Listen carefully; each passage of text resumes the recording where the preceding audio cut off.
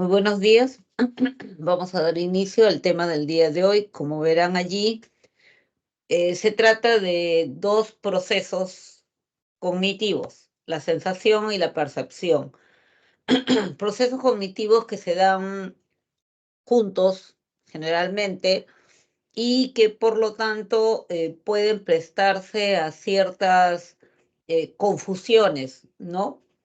Pensar en uno por el otro, etcétera, ¿no?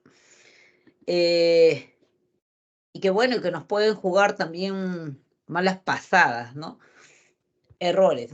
Por ejemplo, si vemos esta figura, vamos a suponer que sea nítida, donde dos chicas están en la habitación, en una habitación, y vemos que una simplemente está con la blusa, solo con la blusa puesta, y la otra está con una chaquetita negra, y nos preguntan cuál de las dos mujeres es más alta. Entonces miramos e inmediatamente damos una respuesta, ¿no es cierto? Probablemente al solo ver la figura la mayoría dijo, sin duda, pues, la de la chaqueta negra es la más alta. Pero veamos qué sucede cuando ambas cruzan y cambian de lugar. Y entonces la pregunta es, ¿qué pasó allí? ¿Por qué cuando la de la chaqueta negra estaba hacia nuestra derecha parecía más alta? ¿Qué pasó? ¿No? ¿Y por qué la otra parecía más bajita? ¿Qué sucedió? Entonces, esto es algo que nos puede suceder, inclusive en la vida cotidiana, de repente no de manera tan gruesa, pero nos puede suceder. Y la pregunta es, ¿por qué tenemos esos errores? ¿Por qué algo nos parece y al final no es? Entonces vamos a estudiar hoy día qué cosa es sensación, qué cosa es percepción. Igual, igual en la figurita que tienen aquí al costado. El señor de camisa verde dice es un 6 y lo jura sobre la Biblia. El que está con la chaqueta morada dice no, no, no, no, error, es un 9. Y seguirán discutiendo y cada uno convencido de que lo que está diciendo es correcto. ¿Por qué se producen esos errores si es un mismo estímulo? Entonces vamos a revisar qué factores influyen en la percepción, qué factores biológicos y qué factores psicológicos están explicando y ayudándonos a comprender qué cosa es la sensación, qué cosa es la percepción, es lo mismo, no es lo mismo, cuál es primero, etcétera, ¿no? Y qué alteraciones se pueden dar, como las que hemos visto. Al final, se trata de un proceso continuo. Muchos le llaman el proceso senso-perceptual o el proceso senso-perceptivo. Y se refiere a una cadena, a una unión que existe entre estos dos procesos. ¿Qué es la sensación? La sensación es el proceso a través del cual capturas una serie de estímulos que están fuera de tu organismo. Entonces, ese estímulo, en este caso, les están poniendo el ejemplo de una cobra, un animalito, ¿no es cierto? Entonces, la cobra, el ojo, exactamente la retina del ojo, va a capturar ese estímulo y lo va a enviar a la corteza visual. La corteza visual, acuérdense, es la corteza occipital, ¿no? Entonces, la corteza occipital aquí y la corteza occipital lo va a registrar. Allí acabó la sensación. O sea, la sensación empieza con la captura del estímulo, la transmisión hasta el órgano o hasta la zona cortical que lo registre o que lo anote. Pero ojo, antes de ser transmitido de una neurona a otra, para llegar a la corteza occipital, se produjo una pequeña transformación.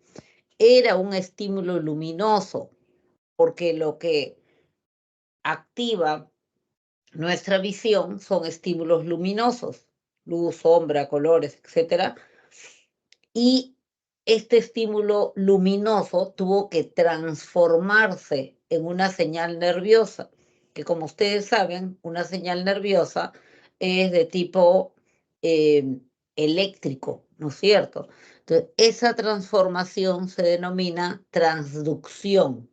Entonces, se produjo una transducción y entonces la, la señal nerviosa, el mensaje pudo ser pasado, trasladado de una neurona a otra,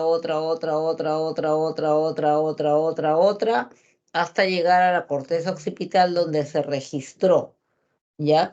Ese registro es lo que se denomina eh, sensación. Pero ¿qué sucede?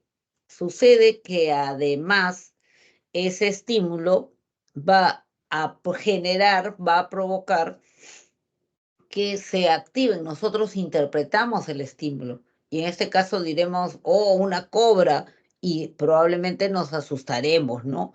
¿Por qué? Por lo que sabemos, por lo que conocemos, por lo que hemos escuchado, por lo que nos han dicho, por lo que he leído, etcétera. Entonces, fíjense, ese estímulo no solamente se registró allí, sino que generó una activación en bueno, el estímulo fue primero al tálamo. Ustedes saben que es digamos que la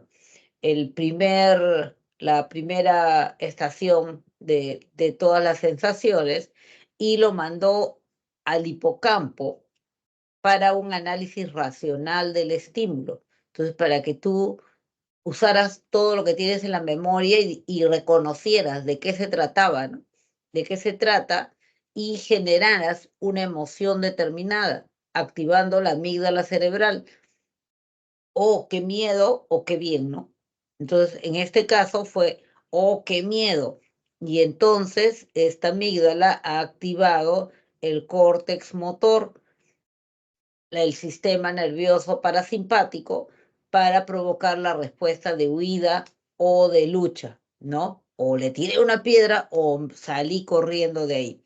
Entonces, fíjense, esa activación de otras zonas, o sea, más allá del registro, activación de mi memoria, de mi amígdala cerebral, de mi hipocampo, todo eso hizo de que yo interpretara el estímulo de una manera determinada.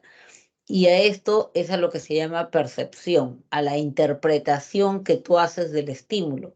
Y entonces dice, oh, una cobra, y me da miedo y me echo a correr o lanzo algo para matarla, ¿no? Entonces, a eso se le llama percepción, a la interpretación que tú haces del estímulo. La secuencia sería la que está aquí. Ante el estímulo, los receptores sensoriales son los que lo captan. El receptor sensorial lo captura y lo lleva hasta la zona de interpretación, provocando ese proceso que llamamos sensación. Ahora, este estímulo, a su vez, va a generar de que se activen otras estructuras como el hipocampo, decíamos, ¿no? El, el hipocampo, la amígdala cerebral, bueno, todo el sistema límbico, y el sujeto pueda interpretar si es un estímulo bueno, malo, le conviene, no le conviene, lo pone en peligro, etcétera, y activar otros sistemas si fuera necesario. Entonces, a ese segundo proceso se le llama percepción, a la interpretación del estímulo, que conlleva un reconocimiento de formas. A eso, con reconocimiento de formas, nos referimos a darme cuenta de qué se trata, ¿no? Hay digamos, varios términos que es importante tener claro. ¿Qué es sensación? O en todo caso, precisarnos. ¿Qué es sensación? El proceso fisiológico, la parte fisiológica, nada más. que consiste en detectar la energía del estímulo, que puede ser estar en el exterior o en el interior del cuerpo, detectar la energía y subirla, si quieren metafóricamente, entre comillas, subirla hasta la corteza occipital, en este caso porque era visual. Diríamos subirla hasta la zona de decodificación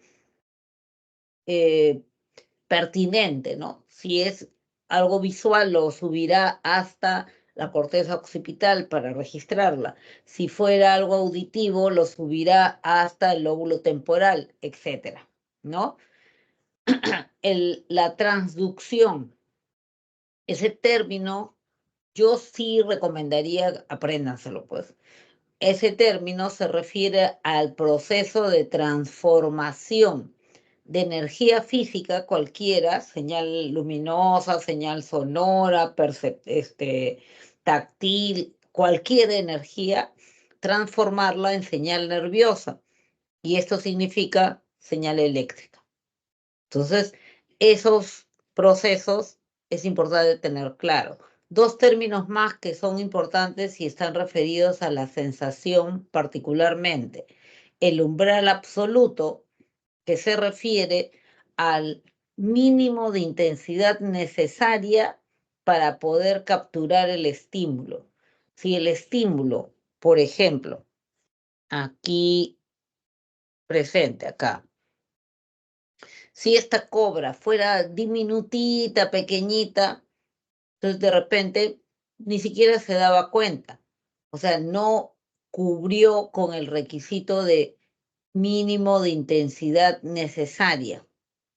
O sea, el estímulo ha de tener una intensidad determinada para poder pasar, atravesar el umbral y entonces recién poder activar esa transducción y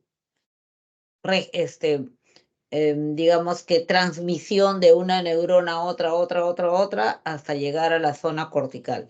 El umbral absoluto entonces es el mínimo de intensidad necesaria para que el estímulo pueda ser detectado por los receptores sensoriales.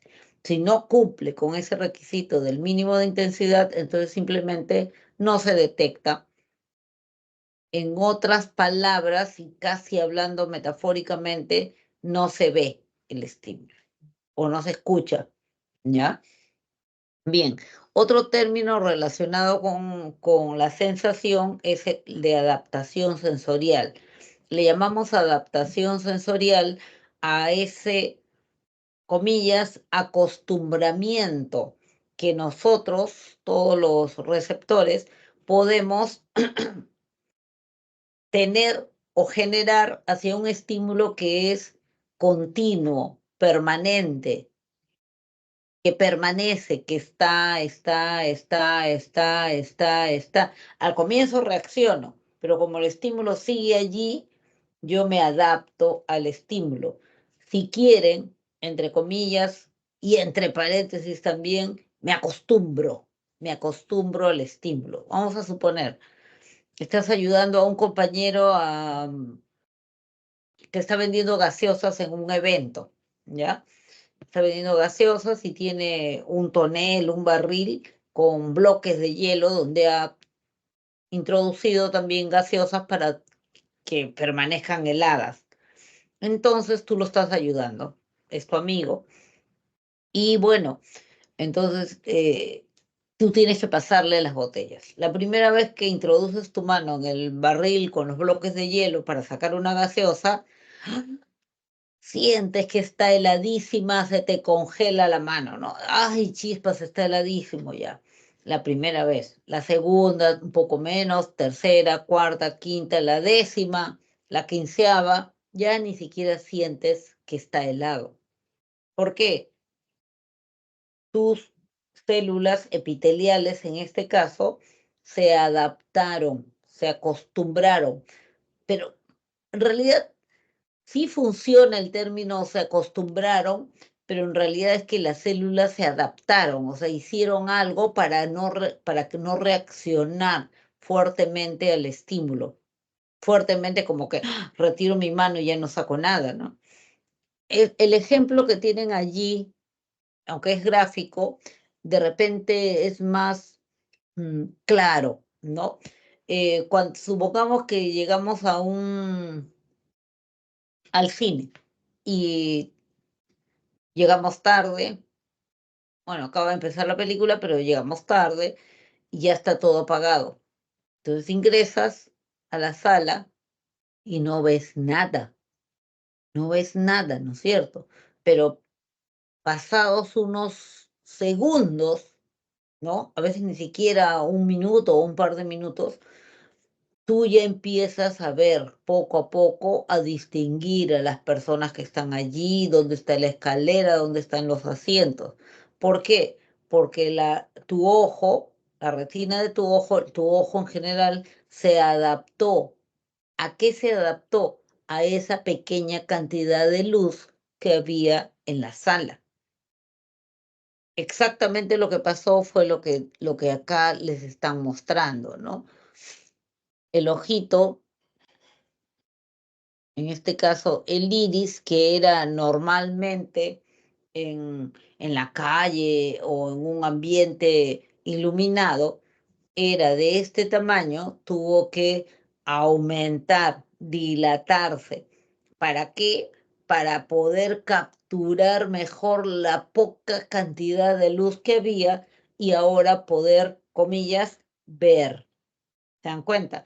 A eso se llama adaptación sensorial, a la capacidad que tienen los órganos receptores de adaptarse, acostumbrarse, entre paréntesis, si quieren, a un estímulo que es permanente. Como seguía siendo poca la luz, seguía siendo poca la luz, seguía siendo poca la luz, el iris de mi ojo se tuvo que acostumbrar, ¿ya?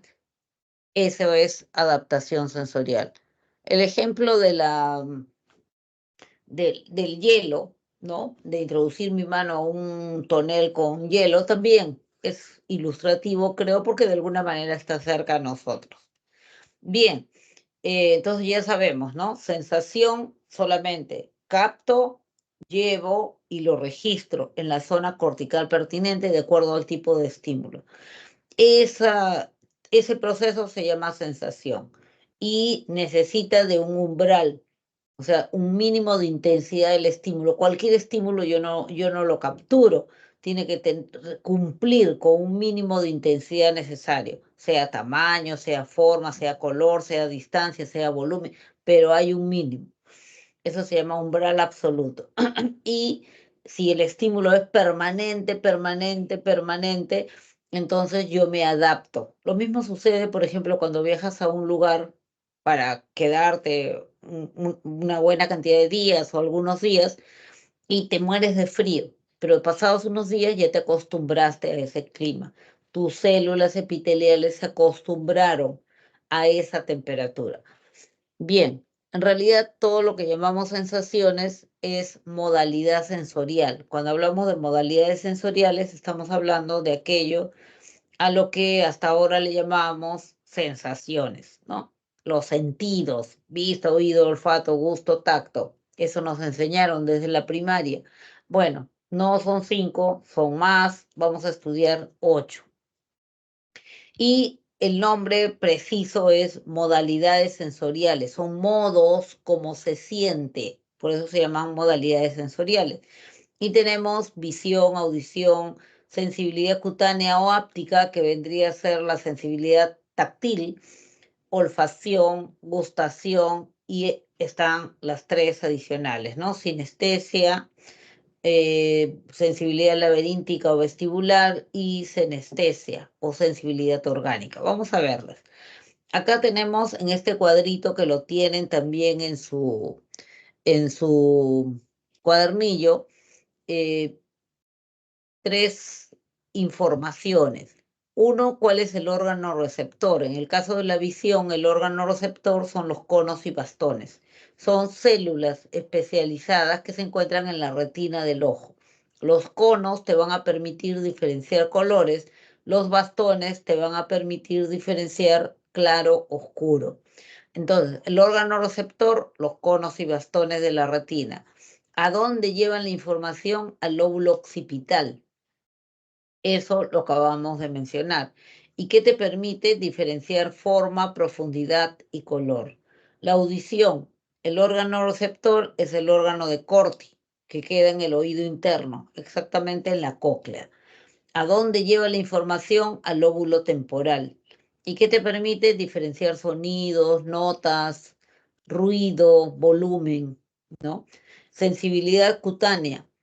¿Cuál es el órgano receptor? Las terminaciones libres de la piel. Toda tu piel es un órgano receptor de la sensibilidad cutánea o áptica. Paréntesis, tacto. ¿A dónde llevan la información? Al lóbulo parietal. Lóbulo parietal, lóbulo sensorial. ¿Y qué te permite detectar la presión? ¿Cuánta presión? Esto me ajusta, no, está suelto, esto me aprieta, etcétera, ¿no? Entonces, ¿qué te permite detectar la presión, el dolor? Ay, me duele el hombro, no, me duele la espalda, ¿no? Detecto el dolor y la temperatura, tengo calor, tengo frío, etcétera. Luego tenemos la olfacción. ¿Cuál es el órgano receptor? Los cilios olfatorios, como unos pelitos. Cilios son como unos pelitos que se encuentran en el fondo de tus fosas nasales. En el fondo, ¿a dónde llevan la información? Al rinencéfalo. ¿Qué es el rinencéfalo? Es una estructura neurológica antigua. O sea, es parte del sistema nervioso, pero es antiguo, se encuentra detrás de la nariz. Se llama rinencéfalo. Algunos le dicen parte del cerebro antiguo. Antiguo porque lo tienen seres inferiores, filogenéticamente hablando, el gato, el pez, etc. Por eso se guían más por el olfato, ¿no es cierto? Se guían por el olfato. En el caso de nosotros, el rinencéfalo como que se quedó ahí trunco, ya no siguió evolucionando. ¿Por qué? Porque nos guiamos más por nuestra zona cortical, por nuestros pensamientos. En cambio, los animales, los seres inferiores, se guían por el olfato, que te permite detectar olores. Luego tenemos la gustación. ¿Cuál es el órgano receptor? Las papilas gustativas que se encuentran en la lengua, principalmente, ¿no? Saben que hay una zona para el amargo, el dulce, ácido, etcétera, ¿no?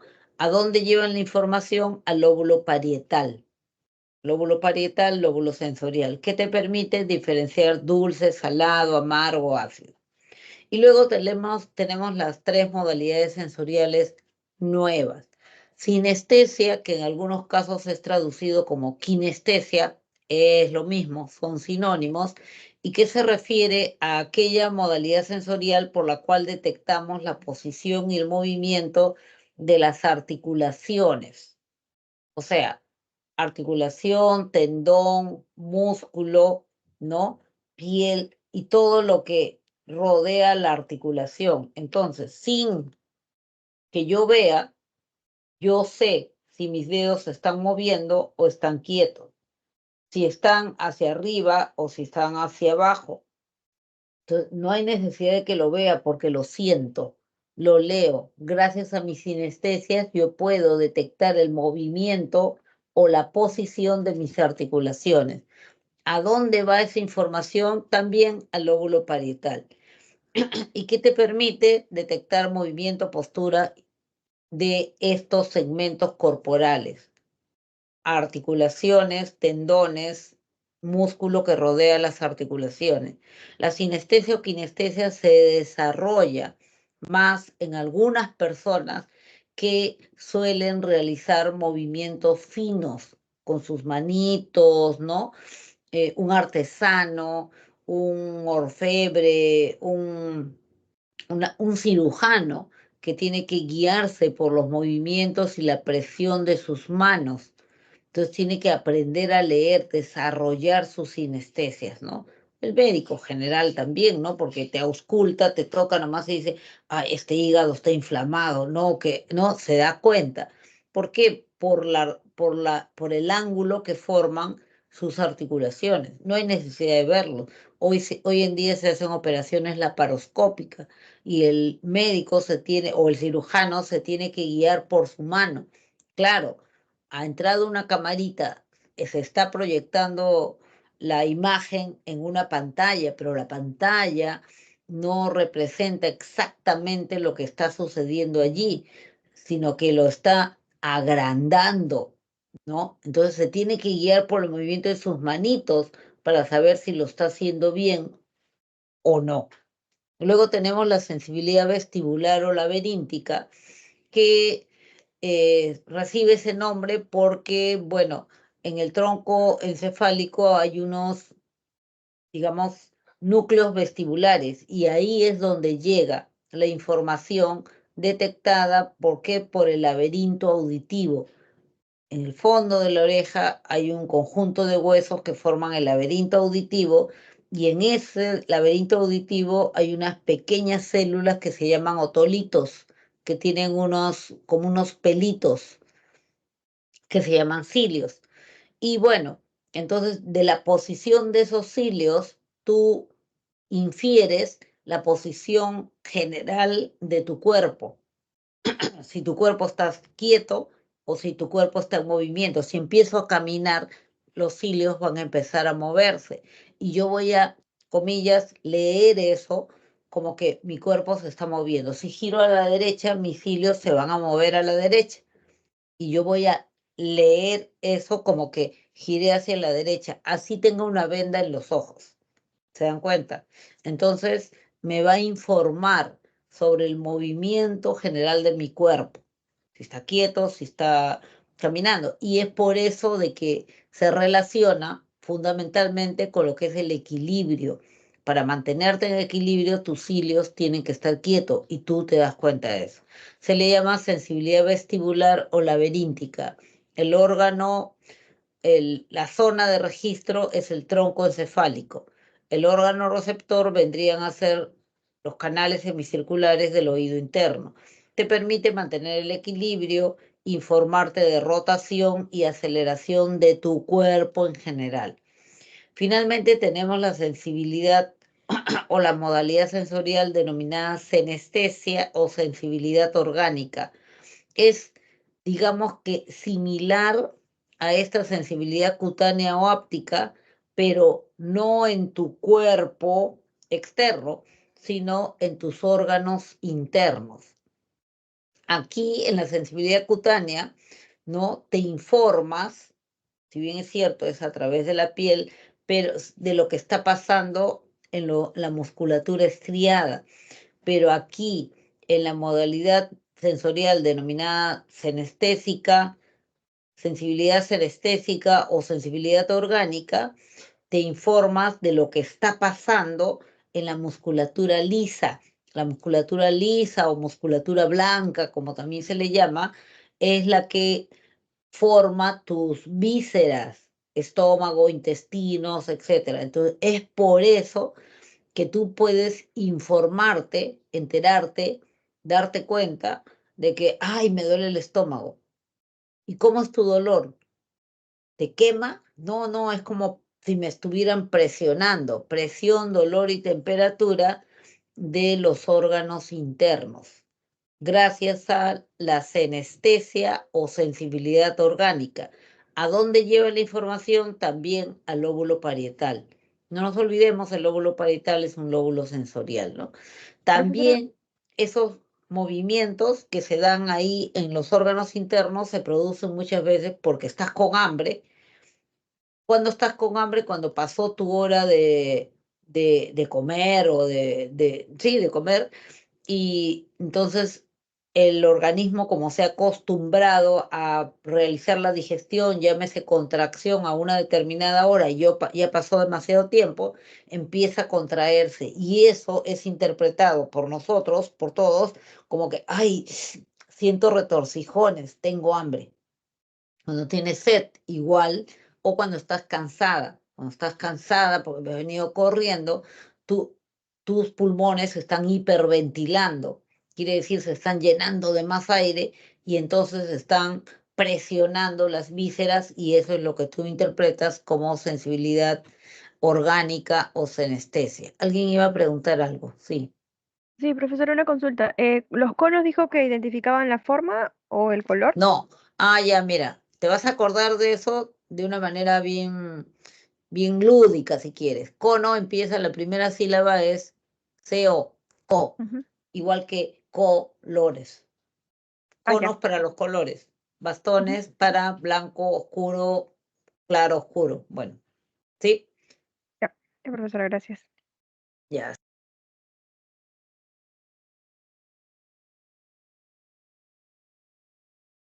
Anestesia, dice, te permite detectar el grado de presión que estás haciendo en una bola o la precisión para poder agarrar una pinza, por ejemplo, la sensibilidad vestibular o laberíntica, si te venden los ojos, mantener tu equilibrio. Acá, ¿qué está pasando? Ah, ya, la chica se da cuenta de que está de cabeza. No, o sea, así no veas, así seas ciega, así seas ciego, te das cuenta de la posición de tu cuerpo, ¿no? Y del movimiento. Y la senestésica u orgánica que te va a permitir darte cuenta de lo que está sucediendo en los órganos internos. Bueno, relacionado a la percepción, tenemos dos términos también que es importante tenerlos claros. La percepción en sí, que es el proceso psicológico, la percepción es psicológica, porque ya es individual, depende de lo que tú hayas leído, tus experiencias, tus vivencias, todo lo que tienes acumulado en tu memoria. Entonces, es el proceso psicológico de organización e interpretación de la información sensorial. Por eso se le llama un procedimiento descendente. La idea es la siguiente, ¿ah? El cerebro está arriba, ¿ya? Entonces, como el cerebro está arriba, ya, cualquier órgano receptor captura un estímulo y lo lleva hacia arriba. Entonces se dice que la sensación es un procesamiento o un procedimiento ascendente. Ahí arriba, entre comillas, estamos hablando metafóricamente, allí arriba está la memoria, tus emociones, todo lo que puedas tener guardado, y eso te ayuda a interpretar el estímulo que acaba de entrar y se produce la percepción. Entonces, la percepción se produce de arriba, de aquí de lo que tengo, a abajo, y yo digo, es tal cosa o está pasando esto, ¿no? O siento esto. Entonces es un procedimiento descendente porque va de arriba a abajo, afuera si quieres. El reconocimiento de formas es otro proceso vinculado a la percepción que consiste en darte cuenta de qué se trata el estímulo. Al momento de percibirlo le das una forma, le otorgas una forma. Pero ojo, no se refiere a la forma del objeto, no exactamente a eso, sino se refiere a la equivalencia, la correspondencia. Por ejemplo, puede ser un objeto, ¿no? Entonces yo miro y de repente digo, lo veo y digo, "Ah, es una botella", o puedo reconocer también a una persona, ¿no? Por las características que tiene, ya capto todos los estímulos, proceso y con lo que tengo en mi memoria digo, ah, no, es el tío no sé cuánto. O puedo reconocer una situación. Veo dos personas que se están revolcando en el piso mientras se dicen lisuras y se golpean y se sacan sangre. Entonces digo, "Ah, una pelea". O sea, he reconocido la forma, le otorgué la forma, interpreté. Entonces, cuando se habla de reconocimiento de formas, se habla de ese establecer correspondencia, el reconocerlo como algo, ¿ya? Persona, como una persona, como un objeto, como una situación, teniendo en cuenta indudablemente lo que yo tengo almacenado. La percepción, que es un proceso psicológico, se guía por ciertas leyes, por ciertas reglas. O sea, no es caótico, no es solamente individual y personal. Tiene ciertas leyes de interpretación. Esas leyes de interpretación, sin lugar a duda, fueron la herencia que recibimos de la escuela gestáltica. La Gestalt, ¿se acuerdan que proponían? No, la psicología debe estudiar la percepción. Y ellos estudiaron la percepción, pues muy consecuentes con lo que decían. Y nos han dejado leyes o reglas que se dan al percibir. Por ejemplo, algunas de ellas, ¿no? El todo es más que la suma de las partes. Con esto que está tan difundido, lo que quiere decir es de que cuando tú ves algo, es más, o sea, eso que tú percibes es más que juntar sensaciones, es más que la suma de las partes, porque es una interpretación, pues, es algo más elaborado, a eso se refiere. El sujeto que percibe aporta, o sea, yo percibo algo, aporto en la organización de los datos sensoriales, o sea, no me baso solo en los datos sensoriales, en lo que ingresó a mis órganos sensoriales, sino que yo aporto lo que está en mi memoria, lo que están en mis emociones, mis expectativas, todo, aporto. 3, el cerebro, para percibir, impone ciertas leyes o principios. Estas leyes o principios de organización perceptual son las conocidas leyes de la percepción, que las sistematizó, identificó quién, la escuela gestáltica. Vamos a revisar 3 leyes. Figura fondo, la ley de la buena forma y la ley de agrupación de estímulos. ¿Qué dice la ley de la figura fondo? Dice que en toda percepción, los estímulos se organizan en dos. Figura, que es lo que resalta, lo que llama la atención, y fondo, que es lo que está atrás, ¿ya? Lo que es de la misma modalidad sensorial, pero te hace marco, como que la música de fondo, así, ¿no? Como la música de fondo es el fondo y la figura, ¿cuál es? La voz de la persona que te está hablando, por ejemplo, ¿no? En este caso, bueno, aquí tienen algunos ejemplos, los edificios más altos marcan la figura y el resto es el fondo, ¿no? Aquí la niebla es lo que más bien marcaría de alguna manera la figura, dependiendo un poco también del perceptor, ¿no? O en este caso, por ejemplo, que es algo tan ambiguo, ¿no? Yo puedo decir, uy, sí, son piernas elevadas de varón, porque está el zapato acá, el zapato negro, y aquí la boca del pantalón, sí, pues no, son piernas de varón. Y alguien me puede decir, no, no, no, no, pero fíjese en el blanco, son piernas de mujer, porque acá está con los zapatitos de taco, blanco. Oh, ¿verdad, no? Claro, dependiendo de en qué te enfoques, ¿no? Dependerá de en qué te enfoques para marcar la figura y el fondo. Pero el principio fundamental de esta ley es, cada vez que percibes, los estímulos que están allí se organizan en dos. Figura, que es lo que te llama la atención, lo que resalta, puede ser que te llame la atención o puede ser que resalte, o sea, la figura misma manda, ¿no? Y el resto, que es el fondo. Voy a recoger a mi pareja al aeropuerto, lo miro, ya está bajando del avión, lo sigo, lo sigo, lo sigo, lo sigo, lo sigo, lo sigo, ya está, ya entró a migraciones, entonces voy corriendo a darle el alcance para cuando salga y en el camino me encuentro con alguien y me dice, ¿y tú qué haces acá? Bueno, vine porque está llegando mi pareja, que no sé cuánto. Ah, fulanito, sí. Ah, entonces has visto a mi papá también. ¿Tu papá? No, no, no, disculpa, no lo vi. Ah, pero ¿cómo? Si bajó al lado de fulanito. No, te juro, no lo vi. Pero ¿cómo no lo vas a haber visto? Estaba a su lado. No lo vi, no lo vi, porque la figura era mi pareja y todo el resto era una masa amorfa de gente. Entonces no me di cuenta.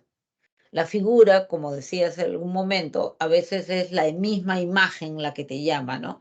Porque está más, usa colores que resaltan más, porque es una figura afectivamente importante para ti, porque de repente está fuera de contexto.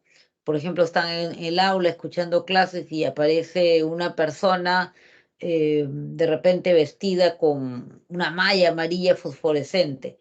obviamente todos les va a llamar la atención. Va a pasar ella, a hacer ella la figura y todo el resto pasa a ser el fondo, ¿no? En este caso, en el tercero, en el de las piernas, la figura es ambigua. La figura es la ambigua, o sea, ustedes no están haciendo nada mal, sino que la figura es ambigua. Entonces, dependiendo en lo que te concentras en el blanco, son piernas femeninas, te concentras en el negro, son piernas masculinas, si quieres, o con pantalones. La segunda ley es la ley de las totalidades perceptivas o pregnancia. La pregnancia es una palabra media alemana, ¿no? Que significa buena forma. Esta ley lo que dice es, cada vez que percibes, tú tiendes a darle buena forma a las cosas. ¿Qué es una buena forma? Es una forma conocida. ¿Qué es una buena forma? Es una forma simétrica. ¿Qué es una buena forma? Es una forma fácil de memorizar. Entonces yo veo esta mancha de tinta, luego me la cubren y me dicen qué era. Era una mancha de tinta que tenía una forma de murciélago. Ya, yo le di la forma conocida, porque de esa manera la puedo recordar mejor. O me preguntan por la figura del costado, ya no la estoy viendo y digo es un rostro que está formado por letras. ¿Quién te ha dicho que es un rostro? No es un rostro, pero ya por la disposición. Entonces yo le di la forma, pues. Claro, como que los estímulos estaban dispuestos de una manera que sí, pues me hacía recordar eso, pero ninguna persona tiene el rostro cubierto de letras, ¿no es cierto? O formado por letras, o sea, no podría ser, pero es más fácil para mí recordar eso. Ya se llama ley de totalidades perceptivas o principio de pregnancia o ley de la buena forma. O aquí el texto, ¿no? A pesar, ninguna palabra se escribe con letras y números, para formar una palabra, pero sin embargo yo lo puedo leer, ¿no? Puedo leer en un lugar de La Mancha, de cuyo nombre no quiero acordarme, no ha mucho tiempo que vivía un hidalgo de los de Lanza, en Astillero, etcétera, etcétera. Te lo puedo leer, ¿por qué? Porque yo le voy dando buena forma. La ley de totalidades perceptivas es la que nos va a permitir explicarnos, por ejemplo, por qué a veces podemos leer eh, o darnos cuenta o reconocer algo que está medio borroso o que no está claro. O como, por ejemplo, hay personas que parecería que al momento de hablar tienen sus dientes pegados y no abren bien su boca, pero yo le puedo reconocer, puedo entender porque yo le di la buena forma, porque es una ley, porque es mi tendencia a darle buena forma al oído, a lo visto, a lo sentido, etcétera, ¿no?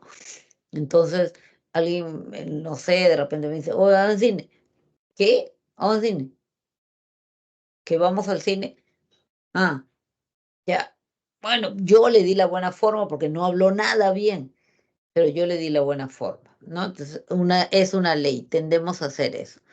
Y la ley de agrupación de estímulos que nos dice que cada vez que percibimos en grupos, ¿ya? No percibimos elemento tras elemento tras elemento, no, percibimos el todo, el grupo. ¿Y cómo formamos este grupo? Hay varios criterios conocidos con el nombre de principios o leyes, a veces también le dicen, ¿no?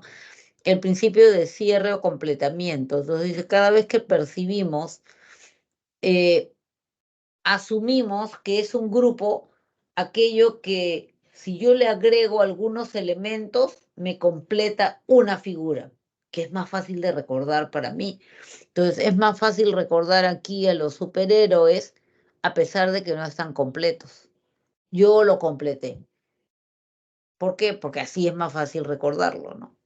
Igual acá, ¿no? Yo completo lo que falta, ¿no?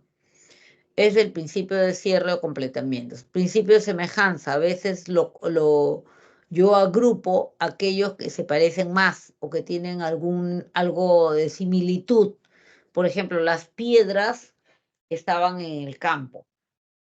Acá las piedras son bien diferentes, pero yo las agrupé todas porque se parecen, pues son piedras. O los equipos electrónicos, ¿no? También. ¿Cómo los agrupaste? Los agrupé por la semejanza que tiene. Otra de las razones por las cuales yo puedo agrupar es por la proximidad. O sea, todo lo que está cercano forma parte de uno. Entonces yo lo miro así y digo, ajá, mira, en formado de una dentadura. Ya, yo, porque como estaban cercanos, cercanos, cercanos, yo los agrupé y, bueno, me parece una dentadura. O los perros, ¿no? Había un grupo de perros, pero de repente no era un grupo, pero ya yo lo junté porque estaban muy cerquitas. Aquí regiría un poco este refrán, este dicho tan conocido de, dime con quién andas, te diré quién eres. Claro, o sea, yo te voy a percibir como parte de un grupo si estás muy cercano a él, siempre. ¿M? Principio de continuidad, cuando todo Me hizo una tiene una... pregunta. Dime. eh, la ley de la proximidad, ¿también se la asocia con las parejas, algo así? ¿Cómo así? A ver, Porque en clase de psicología, un momento.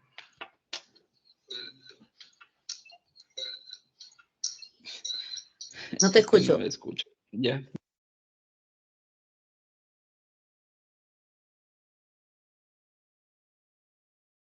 Dime. No, perdón, no me escucho, no me escucho, perdón. No, es que no sé cuál es tu pregunta.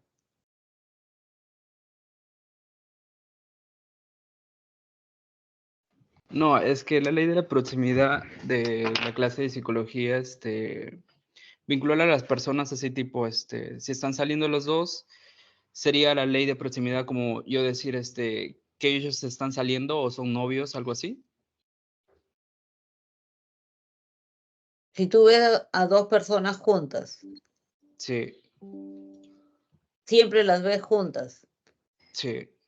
Iba a ya, asociarlo como si tú fueran puedes pareja. asumir o puedes pensar que son una pareja Sí.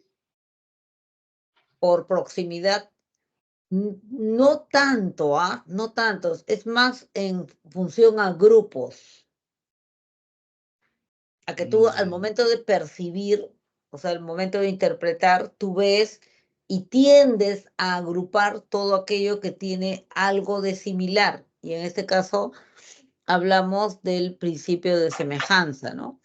O tiendes a agrupar aquello que se puede completar, que te parece que esos son elementos de algo que está incompleto, o tiendes a agrupar aquello que está muy cercano. Entonces, de repente se produce una,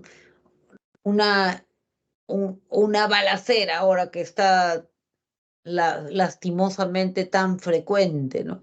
Entonces, te asomas por la ventana y ves ahí gente que está muy cercana, ¿no? Entonces, hay un grupo de gente que está así, que parece que son ellos, ¿no? Pero ni siquiera son, de repente no son un grupo exactamente, sino es gente que se cobijó en un lugar. Pero como tú las ves cercanas, tú asumes que son un grupo. A eso se refiere, ¿no? Luego, ok, gracias. ajá, sí. Ahora, si los elementos mantienen una misma dirección, tú tiendes a asumir de que estos elementos forman parte de algo, ¿no? Entonces tú dices una cadena de montañas, por ejemplo, ¿no? O una cordillera. Porque como están juntas, tú asumes que van a seguir, van a continuar juntas. O bueno, acá el principio de la Coca-Cola, que después puedes ponerle solo una parte y se asume como que continúa, ¿no? Y bien, estas son las teorías. Les dije de que nosotros tendemos en el proceso de percepción se reconoce o se le otorga una forma a lo percibido, a lo almacenado, ¿no?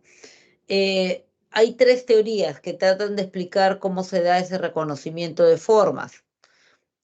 Una de las teorías dice que lo que hacemos es igualar lo que estamos viendo a una plantilla o patrón. Por lo tanto, tendríamos almacenadas en nuestra memoria un montón de plantillas. Y de acuerdo a eso, lo que percibimos, si es nuevo, supongamos, vemos si se ajusta o no se ajusta a la plantilla que tenemos guardado. Y el ejemplo me parece bueno, que el de la firma, ¿no? Entonces, de repente, esta es la firma de alguien y yo digo, ¿pero qué dice ahí? Como la letra del médico, pues, ¿no? ¿Pero qué dice? Entonces me valgo de algunos elementos. Vamos a suponer que escribió todo mal escrito aspirina, de algunos elementos para ver si cada una de esas letras que ha hecho o esos garabatos se ajustan a las letras que yo conozco, ¿ya? Entonces lo igualo a una plantilla o patrón para reconocer, por ejemplo, la letra. Hay otra teoría que dice que no, lo que tenemos guardado en nuestra memoria son geones o prototipos que son limitados, son círculos, semicírculos, rectas, etcétera. Y que lo que hemos guardado es cada combinación de estos geones que forman, ¿no? Entonces, cuando veo algo, digo, por ejemplo, aquí, un semicírculo grande con uno chico y una abertura. Ah, ya, es un iglú. Sí, es un iglú. Entonces, bueno, es una teoría. Y hay una tercera teoría que dice que no, lo que tenemos almacenado en nuestra memoria es un conjunto de rasgos o características mínimas necesarias que debe tener algo para hacer X cosa. Entonces yo digo, ya, tiene 2 orejas, sí, 4 patas, sí, los ojitos son grandes, ya, se sienta, sí, ah, ya, es un oso, sí, es un oso. O sea, tengo ahí, lo que tengo almacenado son las características mínimas necesarias para llamarle algo. ¿Cómo se altera la percepción? Se altera cuando tú interpretas mal los estímulos que acabas de capturar, que han sido registrados. A veces por la figura misma, la figura es ambigua, o en otras ocasiones por tus estados emocionales. Por ejemplo, a eso se le llama ilusiones. Por ejemplo, acá la figura es ambigua, entonces yo digo, ¿es un pato o es un conejo? La figura es ambigua, ¿ya? Esta es una jirafa o es una mujer que está haciendo ejercicios. Entonces, a eso puedo llamar ilusión. En otras ocasiones me puedo equivocar al momento de interpretar por el contexto, ¿no? Esa de la raya chica, la raya grande o la chica, ¿no? ¿Cuál es la chica más alta? Que era la figura que inicialmente se mostró. Bueno, eso ha sido adrede, porque es una habitación que no tiene el techo y el piso recto, sino lo tiene inclinado. Entonces, al momento de subir y bajar, tu percepción se equivoca, pues. Y hay un error, como aquí también se produce un error. Pero ¿cuál es la clave aquí? La clave es de que en las ilusiones tú interpretas mal un estímulo que sí existe, que es diferente en el caso de las alucinaciones. En las alucinaciones no hay estímulo, escuchas y no ha habido ni siquiera ruido, ves y no hay nada. Entonces, o sientes que te están jalando y nadie se ha acercado a ti. Esas son alucinaciones. Siempre las alucinaciones son patológicas. Significa que eh, o una enfermedad psiquiátrica o un alucinógeno. Inyecté algo, tomé algo, me cambiaron la medicina y produjo alucinaciones. Las alucinaciones son graves, ¿ya? Entonces es para ir a un médico. Las ilusiones no, ilusión es error en la percepción. Puede ser por el estímulo, puede ser por tus emociones, puede ser por el contexto, por el lugar donde se da. Ahí tienen la clave de respuestas. Creo que es importante que la tengan antes de que el tiempo se nos siga yendo. Hacen su resumen, vuelven a leer todo, hacen su resumen, agarran su práctica, la resuelven y después cotejan con la clave de respuesta. De mi parte sería todo. Gracias por su atención y espero haberlos ayudado a aclarar algunos conceptos. Bien, chicos, es todo. Nos vemos. Chao, Miss. Que les Hasta vaya luego, bien. Miss. Chao, chao. Chao, Miss, gracias. Chao, chao.